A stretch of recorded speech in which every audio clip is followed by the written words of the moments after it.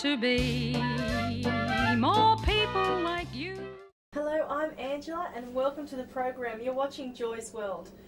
Now, health and hygiene are topics that interest everyone because we all want to know how to achieve a better quality of life. So we've welcomed our resident pharmacist back onto the program, Mr. Noel D'Souza, who's joining us tonight to tell us how to achieve that perfect night's sleep. Welcome to the program again, Noel. Thank you, Angela. Thank you very much. I hope that it's not that good that I put your viewers to sleep even before we start. But you know, insomnia is a major problem in our society. People get annoyed and frustrated by it. But there are many, many things we can do, and it's not all medicinal. People look at me and they think all I'm trying to do is push medicine. But simple things like sleep hygiene can make a big difference. Can I ask you, do you think that it is such a widespread problem because our society is so active and people are so busy in their lives, they're rushing from here and there, and that they just don't seem to get time to relax? Is relaxation an important part of being able to sleep and having a thorough good night's sleep? Very important, very, very important. Environmental factors contribute greatly to improving your quality of sleep. Simple things like humidity, temperature in a room.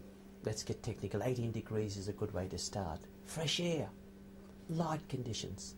Shift workers have that problem. Now, the best thing a shift worker could do is put his blinds down, decrease the noise, because our body, and our eyes in particular, respond to light. When our bodies see light, on a nice hot warm day, our body produces a nice hormone called serotonin, the happy hormone. And we get vibrant and happy and content. And guess what happens in the dark? Our bodies produce melatonin. That little message sent from the brain says, hey, time to sleep. Right. So as our melatonin levels increase, we feel sleepy. So sleep hygiene, creating an environment, being relaxed, also foods can make a big difference. I was going to ask you, because a lot of times when you eat a big meal, and I've been guilty of this myself, you feel so sleepy afterwards, as if you want to lie down and have a nap. You do, and the best advice I can give you on that, Angela, is don't. Stop overeating. I'll listen to that. But sleeping on an empty stomach is a no-no. Okay. Firstly, those digestive juices are working overtime. Your mind is working overtime. So what you've got to do is at least 2 hours after, or even an hour and a half after you've had a major meal, sleep. And you mentioned mind being active. How do you suggest one unwinds? Is reading often, I think, is a tool that helps me unwind at night?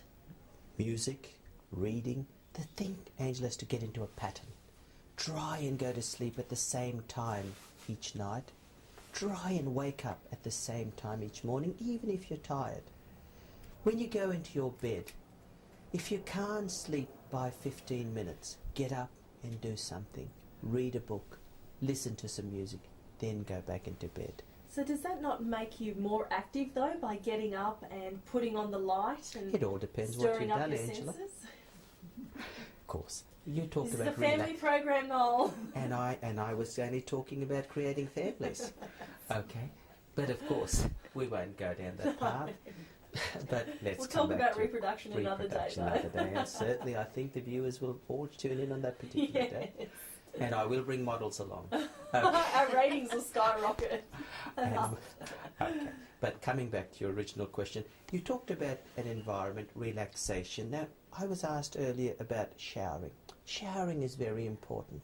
Exercise is a good, important thing. If you exercise 2 hours before you sleep, your body, when you exercise, produces endorphins. Endorphins relax you, relax those muscles. So that's an important thing. And then 2 hours after, if you showered and went to sleep and you had a warm glass of milk, people sort of think drinking a warm glass of milk is a fallacy. That's not true. In that milk is a protein that actually helps you to sleep.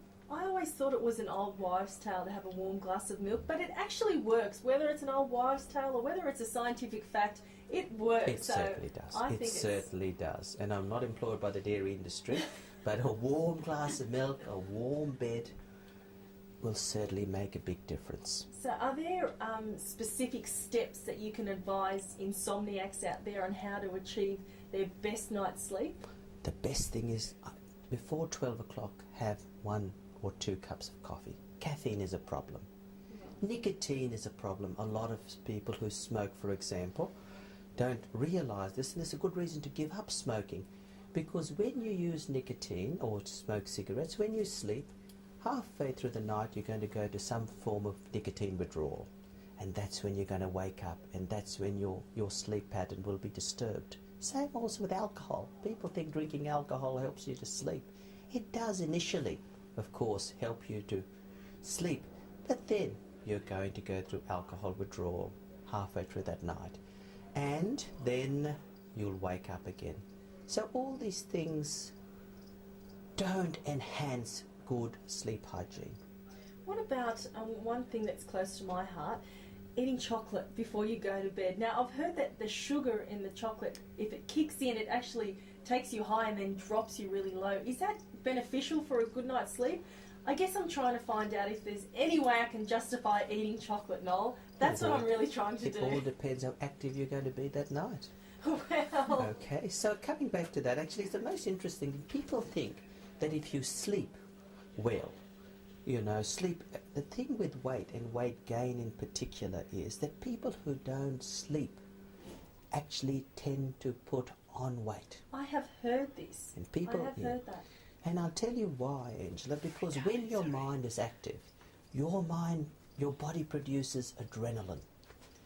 When your body produces adrenaline, the next message sent is to produce insulin.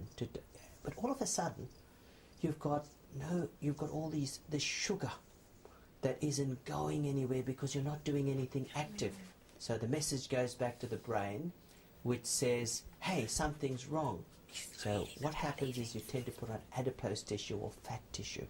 But if you were doing something active, that adrenaline and insulin would work together to utilize that sugar and would help decrease weight. But if you're just lying in your bed dormant, you would tend to put on more weight. Well, thank you so much. They're very interesting facts that you've given us. So to summarise, we've got warm glasses of milk. We've got try and relax and get into a routine before you go to bed. Nice, gentle music, and don't be with any naughty people. No naughty people. Teddy bears accepted, though. Teddy bears accepted. And if you want to do some exercise, that's also going to release endorphins in your body. Yeah, but 2 hours before you sleep. Don't forget that shower. And the hot shower very as well. Important. Create an environment. Get into a routine. The secret is to get into a routine. And, the thing is, I know I keep dwelling on the same point, but your partner makes all the difference. If you're with someone who's tossing and turning in their bed, that's a problem. Absolutely. Your mattress is a problem. If you're not comfortable or you don't have a supportive mattress, that can be a problem. What about people whose partners are snorers? Does the old peg work on the nose, or suffocating with the whole pillow? An alternate bedroom. Definitely the pillow. But you'd need to most probably go into a different room or suggest they do. You really got to have a lot of love for your partner if you're going to keep them in the same room and they're a snorer. A lot of love. Well, good luck to all those snorers out there and their partners. Noel, thank you for coming and informing us. I love coming on your show, and I love informing your viewers about some of these common conditions which don't need to be treated with medicine. Just by simple sleep hygiene and improving some of the standards, for example, as I've said and you've reiterated. One of those is don't have your coffee after 12 o'clock. Well, I wish everyone a very refreshing night's sleep. I'm sure with this information we'll no doubt have a great night's sleep. And now we'll test out that theory about yawning. I'm going to yawn, and I'm sure nearly 9 out of 10 of your viewers will all yawn with us. Shall we yawn together, Angela? On the count of 3, Noel. 1, 2, 3. Good night.